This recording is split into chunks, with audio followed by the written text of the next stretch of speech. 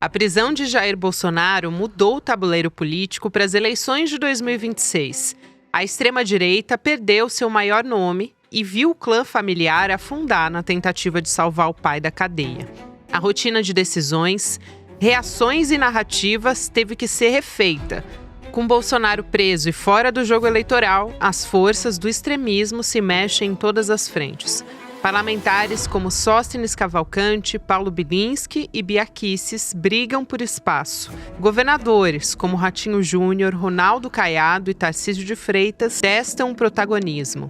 E a base militante procura um novo centro de gravidade. O impacto imediato é grande. O campo extremista ainda não tem um sucessor natural para dar os votos e levar adiante um discurso de ataques às minorias e desmonte do Estado. Isso abre disputas internas, reorganiza redes de influência e gera busca por um novo rumo. A prisão de Bolsonaro é um marco que obriga a uma reconfiguração sem precedentes de um campo que se sustenta no ódio e no personalismo. Quinta-feira, 27 de novembro de 2025.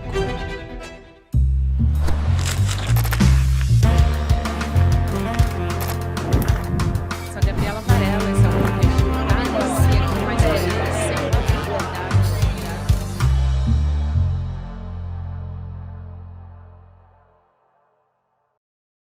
Olá, seja bem-vindo, seja bem-vinda. Eu sou a Gabriela Varela, está começando mais um videocast em detalhes e aqui de segunda a sexta-feira a gente analisa uma temática, uma notícia importante do momento, se bem que nessa semana a gente está um pouco monotemático. Eu vou conversar hoje com um cientista político, também analista de relações internacionais, pesquisador da USP, Pedro Costa Júnior. Professor, bem-vindo, é um prazer falar contigo mais uma vez. Sempre uma satisfação revê-la, estar aqui com a nossa querida audiência do CL. Uma satisfação também, Pedro. E a primeira pergunta que eu quero te fazer é uma pergunta bastante direta a respeito do Jair Bolsonaro.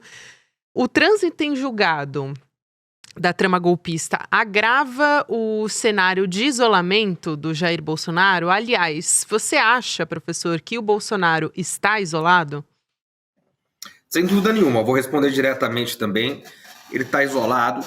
E isso é visto, Gabi, nós temos que olhar com calma, isso é visto pela própria direita brasileira como uma notícia boa e uma notícia ruim. Ela não é necessariamente uma notícia ruim, como parece à primeira vista. Ela, óbvio, soa como uma notícia ruim porque é o principal líder da extrema-direita, é o maior líder popular da extrema-direita brasileira, que se encontra nesse momento isolado. Mas os setores da chamada direita conservadora mais moderada enxergam em Bolsonaro não a solução, enxergam em Bolsonaro um problema.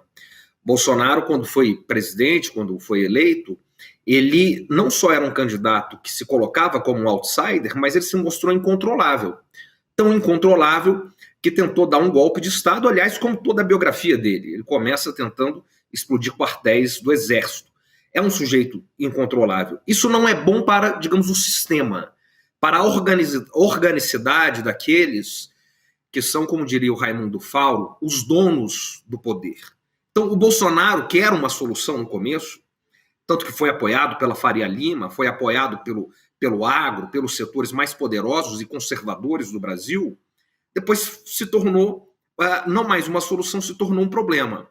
Então, a possibilidade de superar Bolsonaro, tendo o recall eleitoral dele, é um novo cenário que já vinha se descortinando, que é uma boa notícia para esses setores dominantes. E é com esse cenário que eles vão trabalhar daqui para frente. E pensando aqui, para não perder de vista as demais prisões também desse núcleo crucial, e acho que isso tem um peso também para esse espectro político, Pedro, como que você enxerga nessa equação os militares de alta patente que foram presos e que devem perder a patente depois também de tramitar essa questão no STM, se isso também tem um peso, se é algo que dá um recado muito importante, já que a gente não tinha uma transição adequada. Até o Carlos Fico citou muito essa expressão que o Carlos Fico, historiador, sempre usou, que é de transição inconclusa, da ditadura para um processo democrático, né? Porque nunca tivemos uma consequência para os militares que torturaram, que assassinaram durante esse período. A história é implacável, Gabi. E essa pergunta é muito importante, porque o que nós estamos assistindo agora, em pleno 2025, é um desdobramento daquilo que não foi feito depois da superação do golpe de 64. Exatamente o não julgamento dos setores criminosos, ditadores, dos militares que golpearam o Brasil, que torturaram, que mataram e que vilipendiaram o Brasil. Diferente de outros países, diferente inclusive dos nossos países irmãos aqui, os nossos irmãos da América Latina, como por exemplo a Argentina, que fez isso em 1985. Colocou os principais golpistas, ex-presidentes militares, inclusive, no banco dos réus. Muitos aqui vão se lembrar, né, do filme 1985, com Ricardo Darín, Nunca Mais. A última frase dele no tribunal, do personagem que ele interpreta ali na figura de promotor contra os golpistas na Argentina. E a anistia no Brasil, como foi feita, uma anistia em que os anistiados militares do golpe foram anistiados sem julgamento, quer dizer, isso já é um oxímoro, né? Já é uma contradição em termos. Como é que você pode anistiar alguém que sequer foi julgado e, portanto, condenado? No caso dos militares golpistas, a anistia veio sem qualquer julgamento e sem qualquer criminalização. Quer dizer, que anistia é essa? E a história voltou, a história continuou, e ela volta para fazer as suas cobranças. Ela volta para fazer aquilo que não foi feito lá atrás. E isso é muito importante, esse é o grande peso. Né? Ter pessoas como o general Heleno, né, que inclusive é uma dessas personagens lá de 64, ou Braga Neto, que foi candidato a vice-presidente agora na reeleição do Bolsonaro e que teve todo esse papel, tanto no governo bolsonarista, no papel dos militares no governo bolsonarista, como na trama golpista, digamos, um desdobramento final daquilo que não foi feito pós-64, não foi feito em 79, quando veio essa anistia geral e restrita, e não foi feito pós-democratização no Brasil, que é quando isso deveria ter sido feito de fato e de efeito, mas está acontecendo agora.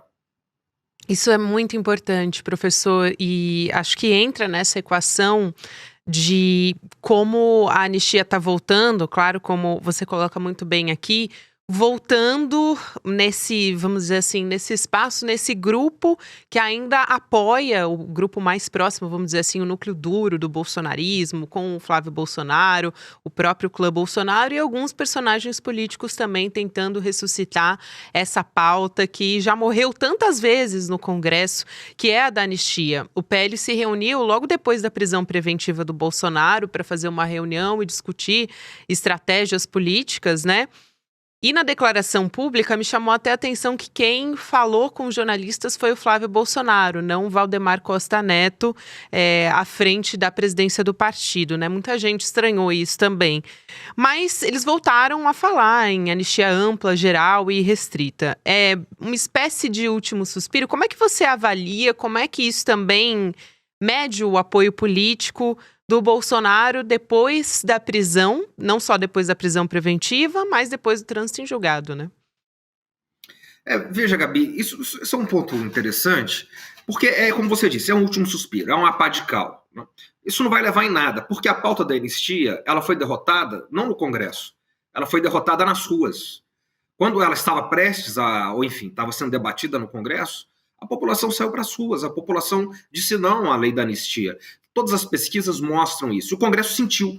O Congresso sabe que passar a lei da anistia significa um grande peso, um grande desgaste político para eles, congressistas, para o próprio Congresso, em um ano eleitoral, que é o ano que vem.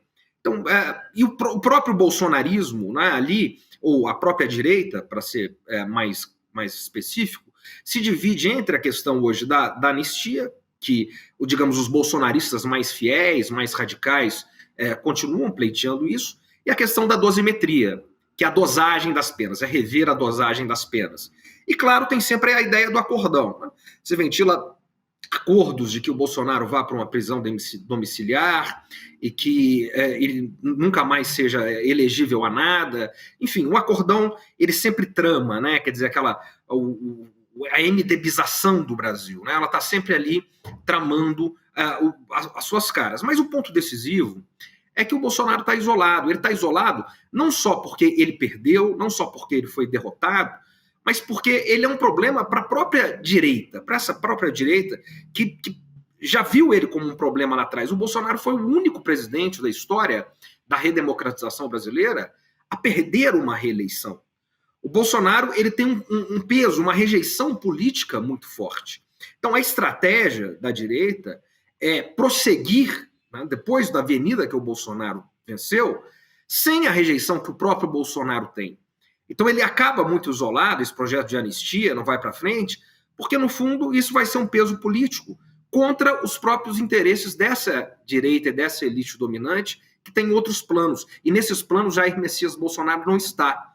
E ele está isolado nesse sentido e também está isolado por aqueles que, num momento de ilusão, poderiam pensar que ele seria apoiado internacionalmente. Poderia ser apoiado por Donald Trump, poderia ser apoiado pela Casa Branca. Claro que a Casa Branca, claro que o governo Trump, claro que o Departamento de Estado, o Deep State, tem interesses no Brasil e tem interesses em ter um governo aliado. Mas se é Jair Messias Bolsonaro ou outra figura, isso é um mero detalhe para eles. O importante é que seja um governo alinhado. Nesse sentido, o Bolsonaro, nesse momento, ele está derrotado. Isso é muito bom, até olhando para esse espectro da direita e de como o Bolsonaro se comportou.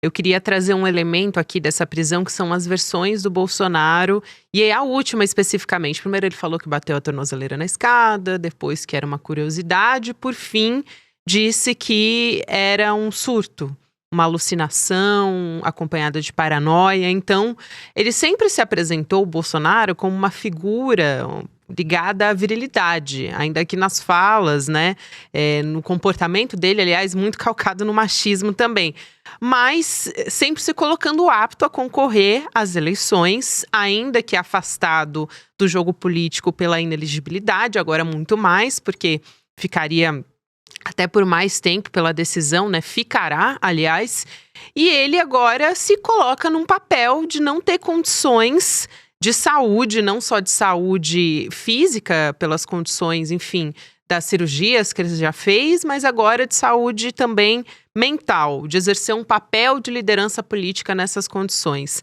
Então, ainda que seja dentro da prisão domiciliar, se o Bolsonaro se mantivesse na prisão domiciliar, ele poderia receber lideranças políticas. E acho que isso tem um peso também, né, Pedro? À medida que agora ele se coloca em um lugar de vítima. Como é que isso também recai para os apoiadores, para o bolsonarismo, para esse núcleo duro? E também, aí eu acho que tem que olhar para a direita também. Eu até peço desculpas por me alongar aqui, mas acho que é interessante esse dado que saiu na Quest, mostrando que a direita não bolsonarista corresponde a 22% de todo o eleitorado nacional. A bolsonarista é 13%. Então tem uma parcela importante para ser explorada nesse campo político, né? É isso, sem dúvida, né? Quer dizer, o Bolsonaro, a figura de Jair Messias Bolsonaro, essa está derrotada, essa está fora do baralho, né? É uma carta fora do jogo. No entanto, né, a direita e mesmo o bolsonarismo, obviamente, não estão derrotados, né? São um movimento de massas. É um movimento de massas, é um movimento que abriu uma brecha na história do Brasil e que tem uma engrenagem própria, que tem uma força própria e que tem, enfim, a sua própria competitividade eleitoral e, mais do que isso, de formação mesmo de uma força política atuante na sociedade, que funciona. O bolsonarismo funciona como um partido digital, ele forma cabeças, né, mentes e corações ao redor do Brasil todo. Então, nesse sentido, agora, o Bolsonaro, especificamente, né, o papel dele vai ser o papel de apontar o sucessor. Porque aí tem um espólio. O espólio é dele ainda. Para onde ele apontar, né, desculpa aqui, né, mas a manada vai atrás, a boiada vai atrás. Ele vai indicar para onde eles vão.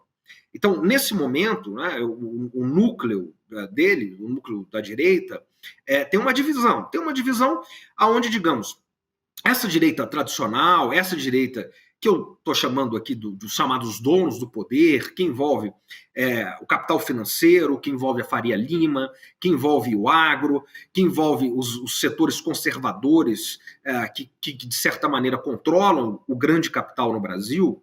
Essa direita já tem um candidato. O candidato deles é o governador de São Paulo, é o Tarcísio de Freitas.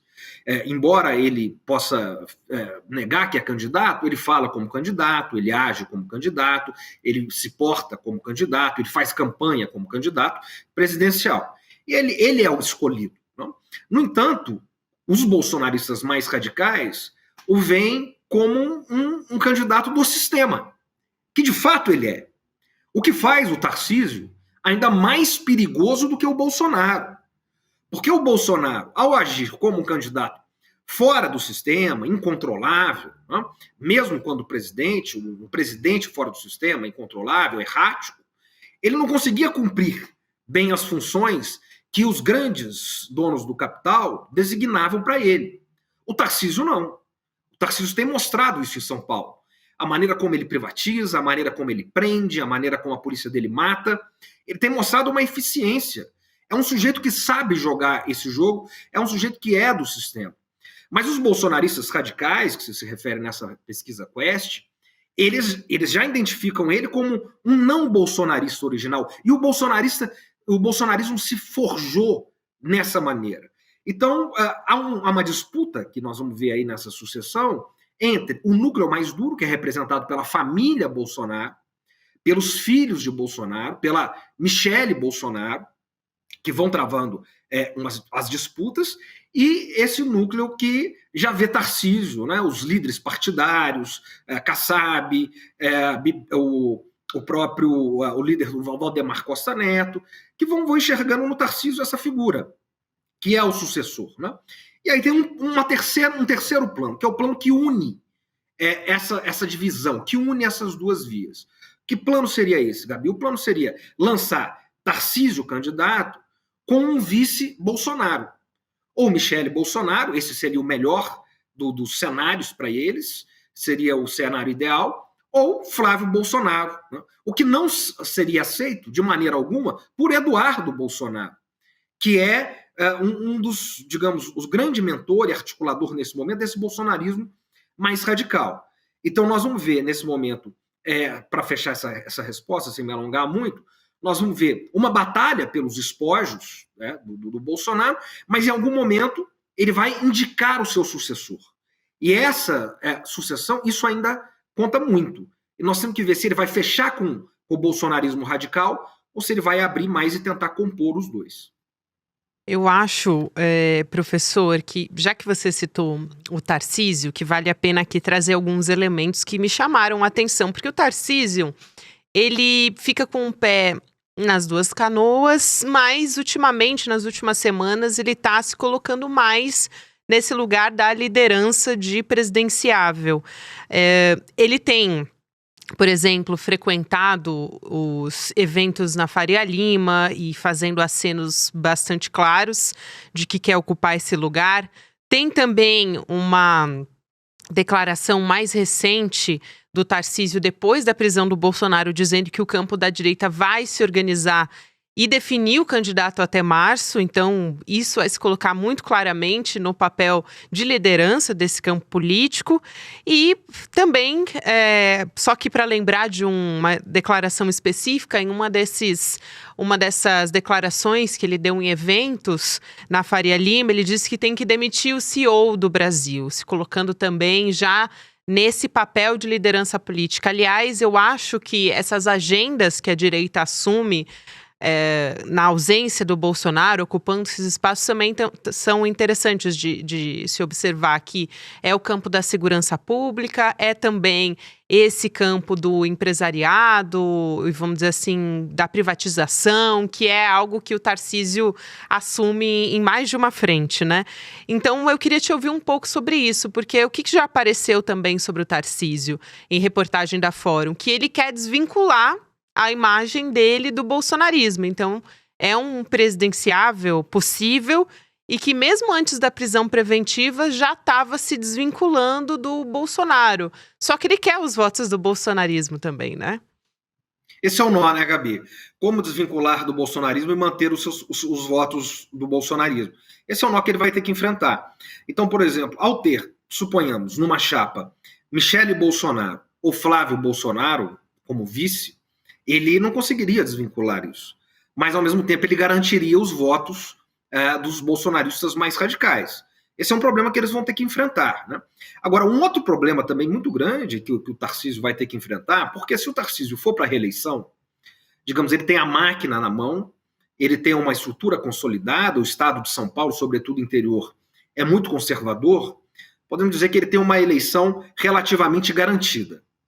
Se ele for disputar a presidência, as chances dele diminuem bastante, porque aí ele vai disputar contra o candidato eleito e contra a máquina. E ele não está disputando contra qualquer candidato, ele está disputando contra o candidato que já foi eleito 3 vezes, o único candidato eleito 3 vezes presidente da República no país, e que já elegeu 2 vezes uma sucessora. Então, o Tarcísio vai enfrentar isso, e vai enfrentar o presidente Lula também, ou o Tarcísio, ou quem for, ou algum dos Bolsonaros, do clã Bolsonaro, o presidente Lula, que reage bem nas pesquisas, desde que Trump veio para cima no tarifaço, né? A manchete do New York Times, uma manchete do New York Times dessa semana, segunda-feira, se eu não me engano, foi: Trump desafiou o Brasil e perdeu. Então, e a população sentiu isso. A população sente isso nas avaliações da Quest, nas avaliações de pesquisa que nós temos, como a popularidade do presidente Lula aumentou, porque o presidente Lula colocou o Brasil de novo no mapa das relações internacionais e colocou com certo protagonismo. Então, quer dizer, o Brasil voltou para o mundo. O presidente Lula é um presidente difícil de ser batido, ele tem um cinturão. Então, Tarcísio vai enfrentar tudo isso também.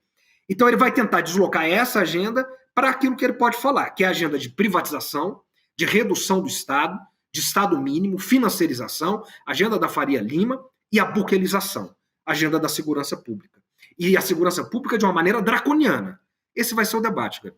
Isso é muito importante, professor, porque eu ia justamente te perguntar como é que ficou essa questão da segurança pública, porque depois daquela operação do Rio de Janeiro, que foi a mais letal da história do Rio de Janeiro e possivelmente do Brasil também, mas os governadores do Consórcio da Paz se reuniram, fizeram aparição pública para tentar tirar algum componente, algum capital político disso, né, em cima dessa operação e da pauta da segurança pública também. A direita estava sem assunto, sem um tema e se agarrou nisso para voltar a também desgastar a imagem do governo de alguma maneira. Só que logo depois a gente teve o encontro entre o presidente Lula e o Trump dando frutos, porque teve a questão da anulação das tarifas. Então, quanto essa agenda da segurança pública ainda se sustenta por meio do PL antifacção, que vai voltar a ser discutido possivelmente ainda antes de acabar, né, de entrar no recesso legislativo. A direita perdeu o espaço que estava conseguindo, de alguma maneira, construir dentro desse vácuo e o governo Lula conseguiu mais esse respiro, que é a vitória em relação aos Estados Unidos e também, de certa forma, a prisão do Bolsonaro, que veio no meio disso tudo, né? São questões complexas, né? Vou tentar ser bem rápido. A questão da agenda da segurança pública, essa agenda é uma agenda que a direita domina, não é, Gabi? O governo tem que oferecer uma solução para isso, até a reeleição. Porque é um problema. É um problema nacional e ele vai continuar no ano que vem. Então é preciso ter uma resposta, é preciso ter uma alternativa viável para essa questão. E a solução da direita é a solução simples, é a solução simplória. É bandido bom, é bandido morto.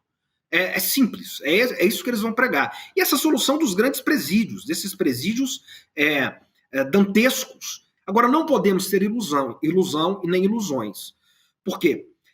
O plano, né, o Departamento de Estado americano, o Deep State, eles têm um plano para a América Latina. Nós estamos vendo aí a Operação Lança do Sul, que está sobre a Venezuela, mas que enquadra também o México, que enquadra também a Colômbia. O plano deles é muito claro.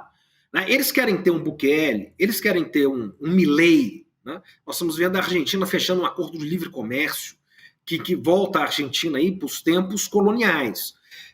Os Estados Unidos e a Argentina. Eles querem ter o Milei, querem ter o Bukele em cada país da América Latina. E o Brasil é o mais importante deles. Mais importante porque nós somos a maior economia da América do Sul, o maior território, a maior população. O Brasil é um estado pendular. Então, independente desse sucesso nas negociações e da aproximação do presidente Lula com o presidente Trump, esse projeto que é do Departamento de Estado, né, do governo do Estado americano, ele vai interferir também, ele vai ser forte nas eleições do ano que vem. E eles vão escolher o candidato, né? E esse candidato vai ter o apoio deles. Então, tudo isso nós temos que ver com calma. Ainda tem tempo, mas a disputa política para 2026, a disputa eleitoral já está plenamente aberta, né? Está funcionando. Professor, quero muito agradecer sua presença aqui. É sempre um prazer te ouvir e aprender contigo. Obrigada e até uma próxima. Gabi, o aprendizado é recíproco. Prazer revê-la. Até mais, querido. Valeu. Quero convidar você também que está me acompanhando nessa quinta-feira. Hoje é quinta, é o dia da nossa estreia de pós-graduação em Teoria Crítica da Sociedade aqui no ICL. Então fica com a gente hoje à noite, lá depois do N2, às 8 horas da noite. Vai ter um tempinho ali, um respiro para você e depois você volta para o nosso evento de lançamento, em que a gente vai trazer mais detalhes sobre o nosso curso. Vai ter Nancy Fraser, vai ter Márcia Tiburi, Gessé Souza, Vladimir Safatli, Lindener Pareto e grande elenco nessa pós-graduação. Você pode se inscrever em detalhesicl.com.br para acompanhar e também para ter condições especiais no lançamento. Quem é aluno do ICL também tem, já te adianto isso. Então vai lá porque vale muito a pena. Agora, na sequência, você fica com o Mercado Investimentos, depois tem o Rolê ICL e você pode acompanhar o Em Detalhes em qualquer momento do seu dia. Tem conteúdo novo de segunda a sexta-feira e a gente está nas plataformas de áudio também. Até a próxima. Hoje chegou mais um daqueles dias que a gente tem que marcar no calendário do ICL, porque vai fazer parte para sempre da história do ICL.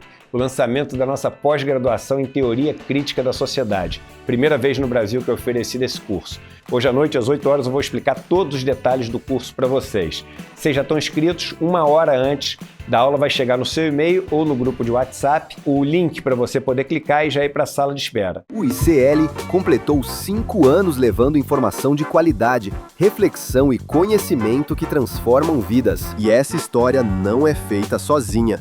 Ela é construída junto com nossos parceiros de todo o Brasil. Cultural FM 2 de ICL. Com você, onde você estiver. Passando para agradecer a grande parceria que temos com o Instituto Conhecimento Liberta. Obrigado pela parceria que realmente liberta. A nossa parceria aqui em retransmitir o conteúdo do N1 foi um golaço, gol de letra, que venham muitos anos para nós.